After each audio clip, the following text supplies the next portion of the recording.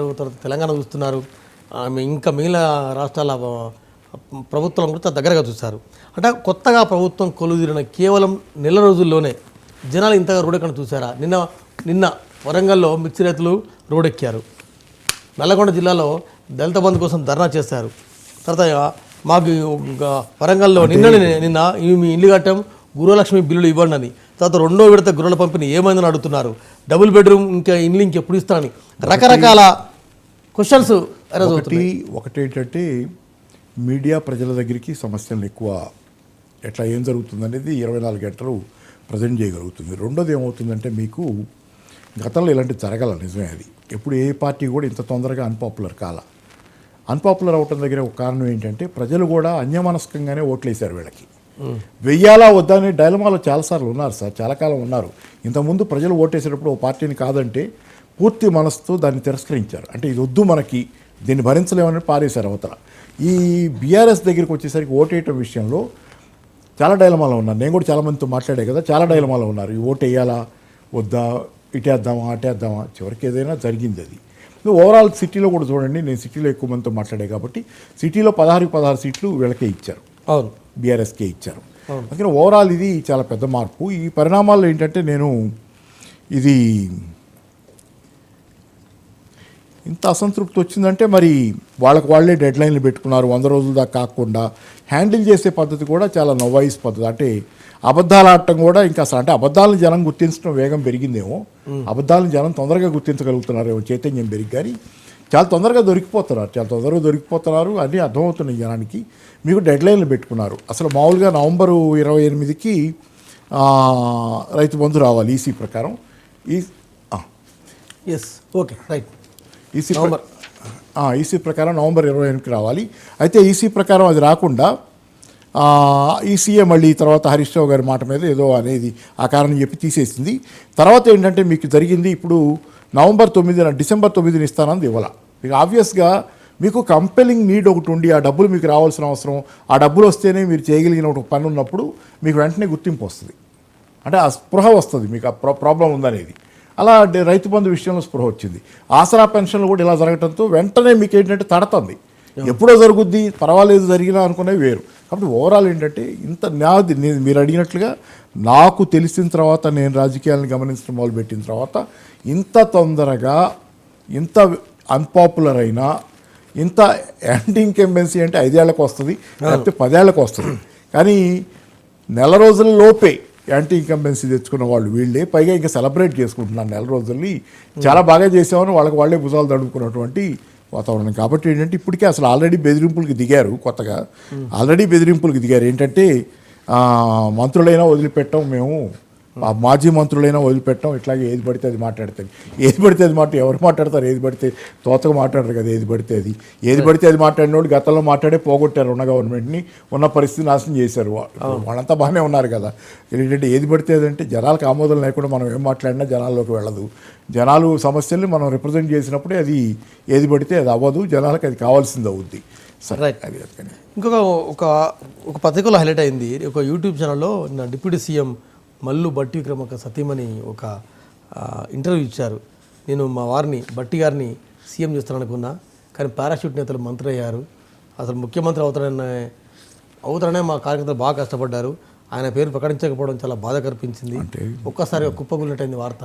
అంటే YouTube channel అనుకుని ఉంటారు ఇక్కడ దాకా వస్తుంది బయట. కానీ జనరల్గా ప్రపంచం చాలా చిన్నది కాబట్టి ఈరోజు ఎక్కడెక్కడైనా ఎవరైనా పట్టుకొచ్చిస్తున్నారు కాబట్టి మొత్తం ఆ బాధలో, ఆ మనసులో బాధే కాదు, బట్టి గారి బాధ కూడా అదని మనం విజన్ కమిట్మెంట్ అనుభవం అన్నీ మా ఆయనలో ఉన్నాయి. సరే, ఇంట్లో వాళ్ళు ఎవరికైనా మన వాళ్ళు మనకి అంటే ఆ విషయం లేదని నేను అంటలా. కానీ జనరల్గా మన మనిషిని మనం ఎక్కువ ఎలివేట్ చేసుకుంటాం. కాకపోతే ఏంటంటే అక్కడ సమస్య, సీఎం అవుతారనుకుంటే ఇట్లా డిసప్పాయింట్ అయ్యాం, ఆ టీవీ చూస్తుందని లేచి వెళ్ళిపోయాను నేను, నా రక్తం చల్లబడిపోయినట్లు అయిపోయింది ఇవన్నీ అన్నారు కదా. అది సహజం. ఎందుకంటే బట్టి ఇప్పుడు కాదు కదా ఆయన కాంగ్రెస్లో ఉంది, మల్లు రవి బ్రదర్స్ కదా. మల్లు రవి గారు బట్టి ఇప్పుడు వాళ్ళు కాదు. కాకపోతే మల్లు రవి గారు రేవంత్ రెడ్డి గారికి రైట్ హ్యాండ్ లెఫ్ట్ హ్యాండ్ అయిపోయారు. కానీ బట్టి విక్రమార్క ఇంకా కొంత ఒరిజినల్ ఇది ఉంది, ఆయన ఒరిజినల్ కాంగ్రెస్ వాది. అది మరి సహజమే. అది అంటే కాంగ్రెస్లో ఇప్పటికీ ఒక లాబింగ్, ఒక సెక్షన్, ఒక వర్గం బట్టి వైపు చాలా సీరియస్గా ర్యాలీ అవుతుందని.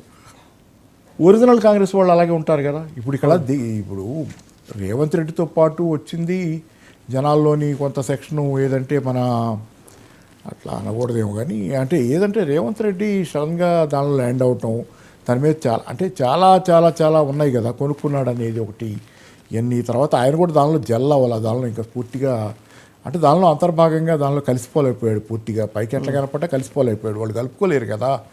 తేడాలు ఉంటాయి ఎన్నైనా, గత ఎన్నో సంవత్సరాల నుంచి హనుమంత విహెచ్ గారు వాళ్ళు ఏ మాటకో మాట వెంకటరెడ్డి బ్రదర్సు వీళ్ళంతా పాత కాపులు కదా. వాళ్ళు అప్పుడు గతంలో కూడా నాకు గుర్తు 2018లో కూడా ఎన్నికలప్పుడు వీళ్ళు చాలా పెద్ద ఎత్తున ఫైట్ చేశారు. చంద్రబాబు వచ్చి జోక్యం చేసుకోవటాన్ని అప్పుడు రేవంత్ రెడ్డి కాంగ్రెస్లో లేడు. చంద్రబాబు జోక్యాన్ని కాంగ్రెస్ పార్టీ చంద్రబాబు పొత్తుని నేను ఎందుకంటే నేను ఒక ఛానల్కి వెళ్ళేవాడిని వాళ్ళకి అప్పుడు వెంకటరెడ్డి గారు కోమటిరెడ్డి వెంకటరెడ్డి గారికి సంబంధించి ఒక ఛానల్ ఉండేది, ఆయనకు అనుకూలంగా ఉండే ఛానల్. ఆ ఛానల్లో చాలాసార్లు కాంగ్రెస్ సీనియర్లను చాలా కాంగ్రెస్ సీనియర్లను ఆ రోజు కాంగ్రెస్ సీనియర్లు చాలా పెద్ద ఎత్తున కొంతమంది టీడీపీ వ్యవహారాలు నడిపారు. టీడీపీ దాని మీద చాలా పెద్ద ఎత్తున వాళ్ళు కూడా వెంకటరెడ్డి వాళ్ళు కూడా వాళ్ళు అసంతృప్తితోనే ఉన్నారు. కోమటిరెడ్డి వెంకటరెడ్డి గారు వాళ్ళు చాలా తీవ్ర అసంతృప్తితోనే ఆ రోజు ఉన్నారు.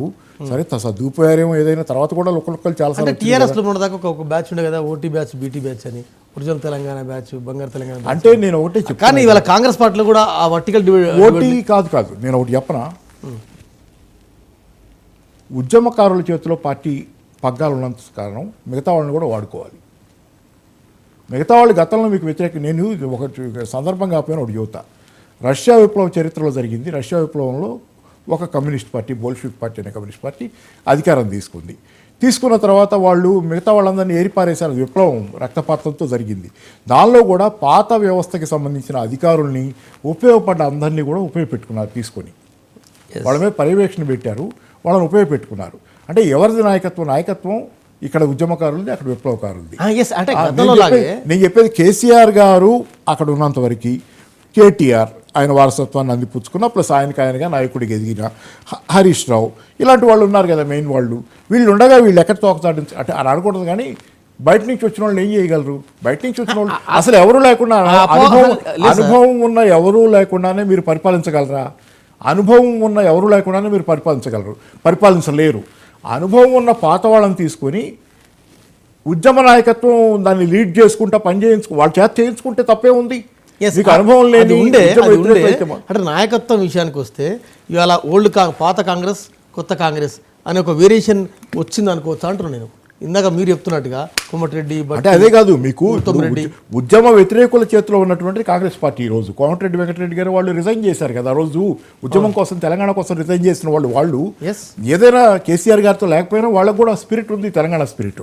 మీరు అట్లాంటి వాళ్ళు అసలు ఆ రోజు రేవంత్ రెడ్డి మాట్లాడిన మాటలు తెలుగుదేశంలో ఉండి సమైక్యవాదానికి అనుకూలంగా ఆయన మాట్లాడి ఆమెని సోనియా గాంధీ అంటే ఆయన అసలు ఏమాత్రం తెలంగాణ కావాలని కోరుకున్న వ్యక్తి కాదు.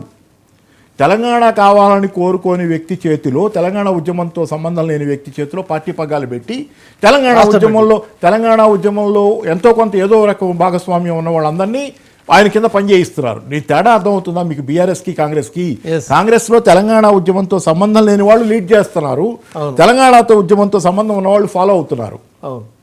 బీఆర్ఎస్లో తెలంగాణ ఉద్యమాన్ని నడిపిన వాళ్ళు నడిపిస్తున్నారు ఇంకా ఉద్యమ పార్టీని. దాని కింద పనిచేస్తున్న వాళ్ళు, వాళ్ళ కింద వాళ్ళ ఆధ్వర్యంలో వాళ్ళ కంట్రోల్లో పనిచేస్తున్న వాళ్ళు వేరే వాళ్ళు ఎవరైనా కానీ ఓటీ బీటీ ఏపీఎల్ని పెట్టండి, ఇది ఉంది. మీకు ఈ తేడా తెలియకపోతే ఎలా మీకు? అది నేను మిమ్మల్ని అంటారా, ఎవరినైనా సరే ప్రశ్న ఎవరైనా వేస్తే వాళ్ళు అనేది ఏంటంటే ఉద్యమకారులు వచ్చిన తర్వాత వాళ్లే పరిపాలించుకోలేరు కదా, ఉద్యమకారులతోనే పరిపాలన అంత అవ్వదు కదా. సమాజంలో రకరకాల వర్గాలు ఉంటాయి, అన్నీ కలుపుకుపోవాలి కదా.